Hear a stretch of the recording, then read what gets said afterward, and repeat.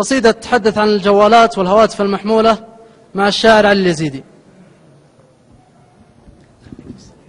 يا لا لا لا لا لا لا لا لا لا لا لا يا لا لا لا لا لا لا لا لا لا لا لا لا يا لا لا لا لا لا لا لا لا لا لا لا.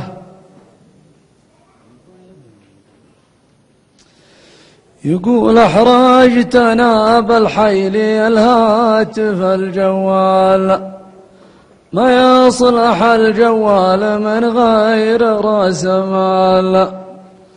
سلمت 10,000 جور المكالمات، في تهنئة في تعزية في مجاملات.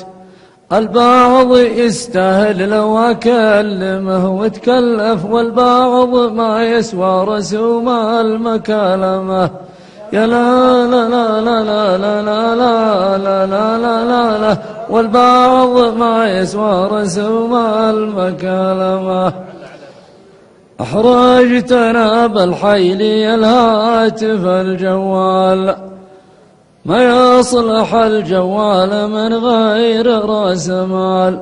سلمت 10,000 جور المكالمات، في تهنئة في تعزية في مجاملات.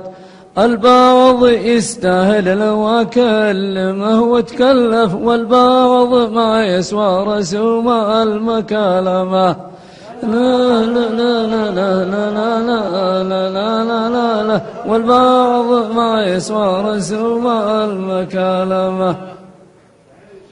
ونقول الرد يا لا لا لا لا لا لا لا لا لا لا لا عنيت رجلي بالمشاوير والجوال.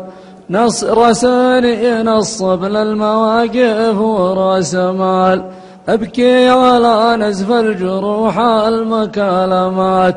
حسبتها بالفرد ولا المجاملات، وثوبي الفضفاض مهما نسج وتكلف. بقي على نزع يبكي على الجرح الذي يوم كالمه. يا لا لا لا لا لا لا لا لا لا لا لا لا يبكي على الجرح الذي يوم كالمه.